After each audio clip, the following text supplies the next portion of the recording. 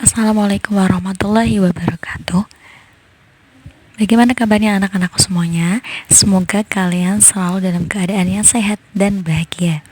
Masuk dalam materi bab 5 tentang Sumpah Pemuda dalam Bingkai Bhinneka Tunggal Ika. Nanti di bab 5 ini ada 3 pokok pembahasan. Yang pertama adalah arti dan makna Sumpah Pemuda dalam perjuangan kemerdekaan Republik Indonesia. Yang kedua adalah memaknai semangat kejuangan pemuda dalam perjuangan kemerdekaan Republik Indonesia. Dan yang terakhir adalah nilai semangat Sumpah Pemuda masa sekarang. Ini adalah video part 1 ya, video pembelajaran bab 5 ini yang pertama. Nanti ada video part 2 nya. Nah, di video ini cakupan materinya yaitu kita akan membahas mengenai arti dan makna Sumpah Pemuda dalam perjuangan kemerdekaan Republik Indonesia. Nah, di buku paket kalian sudah ada di halaman 96 sampai dengan 104 ya. Di situ nanti ada bahasan tentang peran perjuangan pemuda dalam organisasi kepemudaan, dan yang kedua adalah arti dan makna Sumpah Pemuda dalam perjuangan kemerdekaan. Masuk dalam materi yang pertama yaitu tentang peran perjuangan pemuda dalam organisasi kepemudaan. Bahwasanya peristiwa sejarah Sumpah Pemuda merupakan suatu pengakuan dari pemuda dan pemudi Indonesia yang mengikrarkan satu tanah air, satu bangsa, dan satu bahasa. Sumpah Pemuda sendiri dibacakan pada tanggal 28 Oktober tahun 1928, di mana merupakan babak baru bagi perjuangan bangsa Indonesia karena perjuangan yang bersifat lokal kedaerahan menjadi perjuangan yang bersifat nasional. Jadi sebelumnya ya, sebelum masa kebangkitan nasional, sebelum adanya Sumpah Pemuda, perjuangan itu lebih bersifat lokal kedaerahan. Namun setelah kebangkitan nasional yang kita bahas di bab 4, kemudian berkembanglah menjadi perjuangan yang bersifat nasional ya, mencakup para pemuda-pemudi dan rakyat Indonesia yang bersifat nasional ya. Semua rakyat bergabung untuk memperjuangkan kemerdekaan Republik Indonesia. Kalau dulu lebih bersifat kedaerahan, di daerah-daerah, setiap daerah saling berjuang. Kalau sekarang para pemuda dari berbagai daerah bersatu untuk memperjuangkan kemerdekaan Republik Indonesia. Bahwasanya mengenai berdirinya Budi Utomo pada tanggal 2 Mei tahun 1908 yang kita pelajari di bab 4 kemarin itu mendorong munculnya organisasi-organisasi pemuda yang lainnya. Di antaranya yaitu yang pertama adalah Trikoro Darmo atau TK, didirikan oleh R. Satiman Wiryo Sanjoyo dan kawan-kawan di Gedung Stovia, Jakarta pada tahun 1915. Trikoro Darmo merupakan cikal bakal dari Jong Java. Maksudnya gini, awalnya dibentuk itu namanya Trikoro Darmo. Nah, kemudian berubah menjadi Jong Java. Memiliki visi yaitu sakti, budi, dan bakti. Sakti sendiri yaitu berarti kekuasaan. Budi berarti bijaksana. Dan bakti berarti kasih sayang.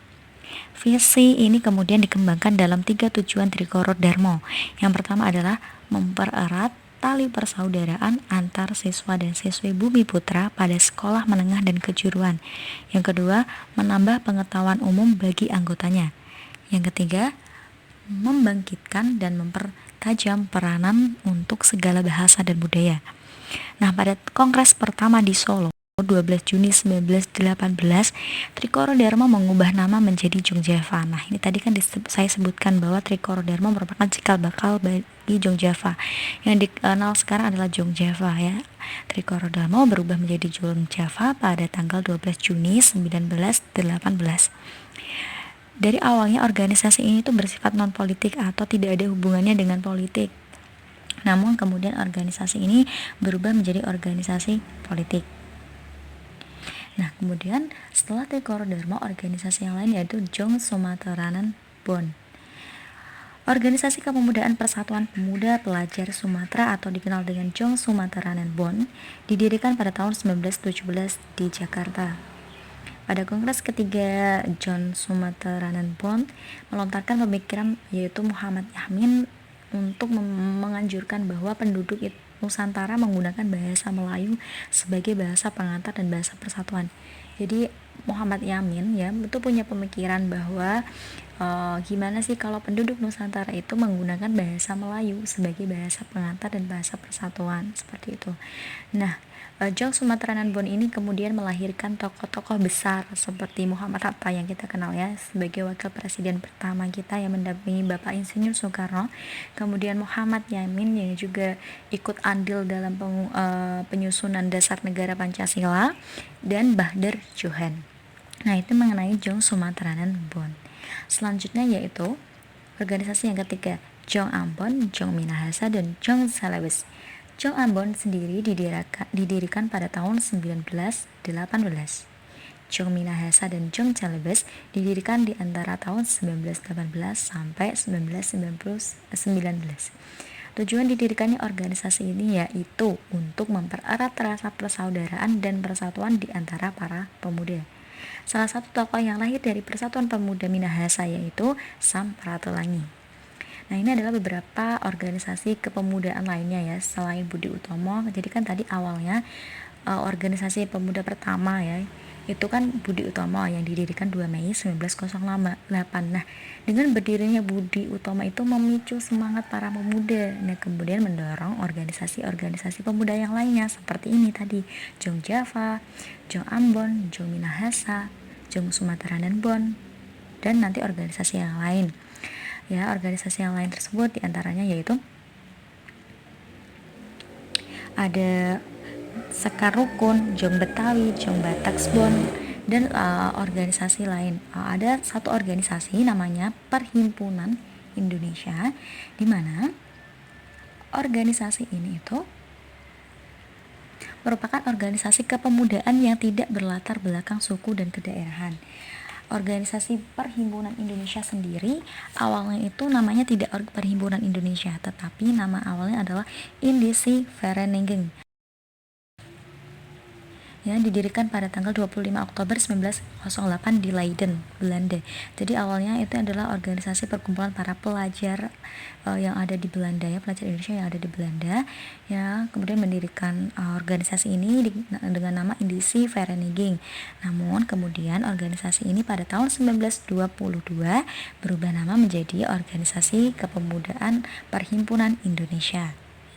Lahirnya organisasi pemuda dan adanya keinginan pemuda untuk bersatu, para pemuda menghimpun dirinya dalam Kongres Pemuda. Jadi awal mula dari Kongres Pemuda itu ya ini, ya keinginan para organisasi pemuda untuk bersatu. Ya. Kongres Pemuda sendiri itu ada dua. Jadi kongres itu adalah suatu pertemuan besar. Ya. Berarti kalau Kongres Pemuda ya suatu pertemuan besar para pemuda-pemuda yang tadi ikut dalam organisasi-organisasi kepemudaan. Nah, Kongres Pemuda itu ada dua. Yang pertama adalah Kongres Pemuda 1, berlangsung pada tanggal 30 April sampai dengan 2 Mei 1926, dan Kongres Pemuda 2 ya pada tanggal 27 sampai dengan 28 Oktober 1928. Nah, kita sebenarnya kan titik utamanya yaitu membahas mengenai Sumpah Pemuda. Sumpah Pemuda itu nanti lahirnya di Kongres Pemuda 2. Diingat-ingat ya, di Kongres Pemuda 2 yang dilaksanakan pada tanggal 27 dan 28 Oktober 1928. Pada tahun 1926 ini, atau di Kongres Pemuda yang pertama ini, telah menunjukkan adanya kekuatan untuk membangun persatuan dari seluruh organisasi pemuda yang ada di Indonesia. Kongres Pemuda 1 berhasil merumuskan dasar-dasar pemikiran bersama. Kesepakatan itu meliputi dua hal. Yang pertama adalah cita-cita Indonesia merdeka menjadi cita-cita semua pemuda Indonesia. Semua perkumpulan pemuda berdaya upaya menggalang persatuan organisasi pemuda dalam satu wadah. Hasil kesepakatan ini mampu meningkatkan kemajuan yang mendukung arti pentingnya kesatuan dan persatuan antar organisasi pemuda. Nah, ini Kongres Pemuda yang pertama. Kemudian dalam Kongres Pemuda yang kedua. Kongres Pemuda yang kedua dilaksanakan pada tanggal 27 Oktober sampai dengan 28 Oktober 1928. Penggagasnya yaitu Perhimpunan Pelajar-Pelajar Indonesia atau PPPI yang beranggotakan pelajar dari seluruh wilayah Indonesia. Kongres tersebut dihadiri oleh beberapa wakil organisasi kepemudaan, diantaranya yaitu dari Jong Java, Jong Batak, Jong Celebes, Jong Sumatera Lembon, Jong Islami Tenbon, Jong Ambon, dan lain sebagainya.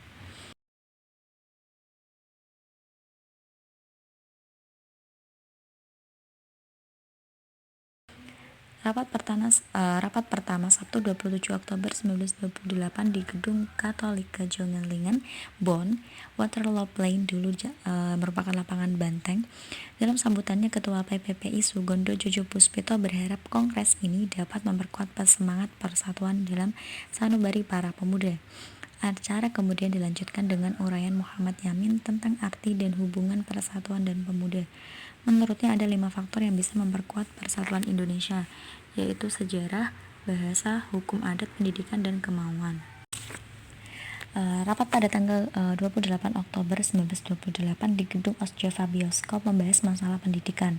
Kedua pembicara Purnomo Wulan dan Sarmedi Mangunsagoro berpendapat bahwa anak harus mendapat pendidikan kebangsaan. Harus pula ada keseimbangan antara pendidikan di sekolah dan di rumah. Anak juga harus dididik secara demokratis. Pada rapat penutup di Gedung Indonesia Gebo di Jalan Keramat Raya 106, Sunario menjelaskan pentingnya nasionalisme dan demokrasi selain gerakan kepanduan. Nah, kemudian dari Kongres Pemuda ini dihasilkan Sumpah Pemuda yang terdiri dari rumusan pertama. Kami, putra dan putri Indonesia, mengaku bertumpah darah yang satu, tanah Indonesia.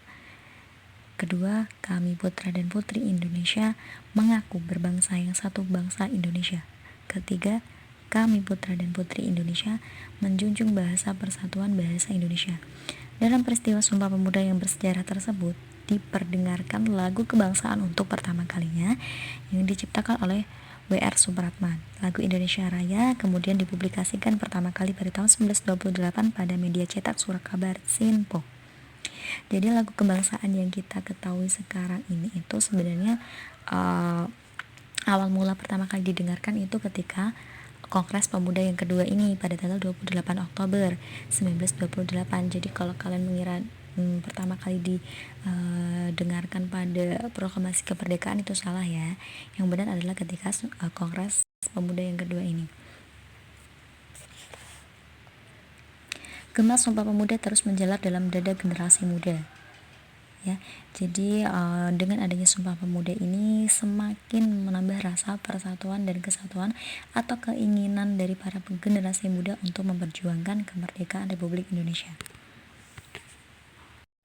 Jadi itu tadi mengenai peran perjuangan pemuda dalam organisasi kepemudaan yang kemudian melahirkan Sumpah Pemuda yang kita kenal sampai sekarang ini, yang bunyinya ada 3 itu ya. Jadi silakan anak-anak dihafalkan baik-baik, dimengerti baik-baik bunyi Sumpah Pemuda ya. Nah, lanjut lagi dalam materi arti dan makna Sumpah Pemuda dalam perjuangan kemerdekaan Republik Indonesia. Sumpah Pemuda pada tanggal 28 Oktober 1928 bukan hanya menggerakkan para pemuda untuk meraih kemerdekaan, tetapi juga mempertegas jati diri bangsa Indonesia sebagai sebuah negara. Sumpah Pemuda telah menjadi jiwa dan semangat yang terus terpatri dalam hati sanubari para pemuda. Suatu semangat yang dibangun atas dasar kesamaan nasib dan cita-cita, yang kemudian dibungkus dengan komitmen untuk senasib sepenanggungan sebagai suatu bangsa, satu tanah air yang pertama-tama ditandai dengan disepakatinya bahasa universal antar bangsa, bahasa Indonesia.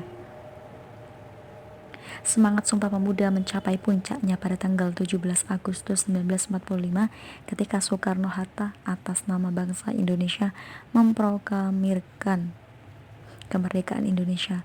Sejak itu Indonesia yang terdiri atas berbagai etnis, agama, dan golongan menjadi bangsa yang merdeka dan bersatu. Kemerdekaan memberikan kesempatan bagi bangsa Indonesia untuk mewujudkan masyarakat yang bersatu, berdaulat, adil, dan makmur. Semangat Sumpah Pemuda harus tetap ada setelah kemerdekaan bangsa Indonesia diraih. Persatuan dan kesatuan bangsa Indonesia akan hancur apabila bangsa Indonesia tidak lagi memiliki semangat bertanah air satu, berbangsa satu, dan berbahasa yang satu, yaitu Indonesia. Jadi meskipun sudah merdeka, tetapi semangat atau kecintaan kita terhadap bangsa ya, semangat Sumpah Pemuda itu kita harus memilikinya. Kita harus mencintai tanah air kita, tidak boleh kemudian karena kita sudah merdeka terus mentang-mentang udah merdeka nggak mau mencintai bangsa sendiri. Itu tidak boleh ya, karena kalau kita tidak ada yang mencintai negara ini, lalu akan jadi apa bangsa ini? Mari kita saling mencintai antara sesama manusia, mencintai negara kita, mencintai keindahan alamnya, mencintai budayanya, bahasanya, dan segala hal tentang Indonesia. Semangat Sumpah Pemuda dapat dijabarkan dalam nilai-nilai berikut ini. Yang pertama adalah pada bunyi kami putra dan putri Indonesia mengaku bertumpah darah yang satu, tanah Indonesia. Tanah Indonesia adalah seluruh wilayah Indonesia, baik di darat maupun di laut, dari Sabang sampai Merauke, dari Nias sampai Pulau Rote ya. Semua wilayah Indonesia itu merupakan kekayaan bangsa Indonesia ya, kekayaan di dalamnya adalah milik Indonesia. Banyak bangsa-bangsa lain yang merasa iri dengan Indonesia, ingin mencuri kekayaan Indonesia banyak. Maka dari itu kita sebagai bangsa Indonesia atau rakyat Indonesia, sebagai generasi muda harus mencintai Indonesia, menjaga tanah Indonesia yang sangat indah dan kaya ini. Sebagai warga negara, kita sepatutnya bangga terhadap tanah air Indonesia. Kita hidup di negeri yang sangat indah. Bangsa lain yang hidup di negara yang lain itu kadang iri dengan kita, ingin merebut apa yang kita punya. Maka kita harus bisa mempertahankannya dan memanfaatkan apa yang ada di Indonesia dengan sebaik-baiknya. Kita bangun kecintaan dan kebanggaan terhadap tanah air Indonesia sekarang ini dengan salah satunya kita menjaga dan memperhatikan lingkungan sekitar. Tidak mengotori lingkungan sekitar itu sudah termasuk kita menjaga tanah air kita. Kemudian yang kedua adalah kami putra dan putri Indonesia mengaku berbangsa yang satu, bangsa Indonesia. Sebagai bangsa Indonesia, kita tetap harus optimis karena masih banyak potensi bangsa ini yang dapat dikembangkan demi tetap terpeliharanya rasa kebangsaan dan dapat dijadikan pijakan untuk usaha-usaha memelihara dan meningkatkan rasa kebangsaan Indonesia itu sendiri. Nah, karena kita merasa bahwa kita adalah berbangsa yang satu, bangsa Indonesia, maka kita harus bisa menjaga sesama ya, saling menghormati. Kita memanfaatkan potensi yang disediakan Indonesia, kita bangga sebagai bangsa Indonesia, sebagai bagian dari Indonesia ya. Kemudian kita kembangkan potensi bangsa ini ya. Potensi misalnya dari banyaknya tarian, adat istiadat, kita kembangkan potensi itu untuk mengangkat nama baik Indonesia dan untuk menciptakan rasa kebangsaan Indonesia itu sendiri. Kemudian yang ketiga adalah kami putra dan putri Indonesia menjunjung bahasa persatuan bahasa Indonesia. Jelas ya bahwa bahasa Indonesia bahasa persatuan. Bayangkan saja ketika kita dari Jawa ya, ada yang dari Sunda, dari Papua, nggak ada yang bisa bahasa Jawa ya, misal saling menggunakan bahasa masing-masing, bahasa suku mereka masing-masing, pasti akan terjadi percekcokan, tidak menemukan titik temu. Kalau diajak ngobrol pasti tidak nyambung, ya kan? Justru dengan adanya bahasa Indonesia, kita bisa mengobrol dengan mereka yang berasal dari Papua, dari Jawa, dari Batak, dari berbagai wilayah di Indonesia ya. Jadi jelas bahwa bahasa Indonesia adalah bahasa persatuan. Ya, ini sudah diatur dalam pasal 36 Undang-Undang Dasar Negara Republik Indonesia 1945 bahwa bahasa negara adalah bahasa Indonesia. Maka boleh kalian mempelajari bahasa asing, bahasa Korea, yang suka K-pop atau bahasa Inggris itu boleh, tetapi jangan melupakan bahasa Indonesia. Boleh mempelajari bahasa asing untuk lebih mengenal dunia ya, memajukan potensi kalian, tetapi jangan lupa dengan bahasa Indonesia kita harus melestarikannya.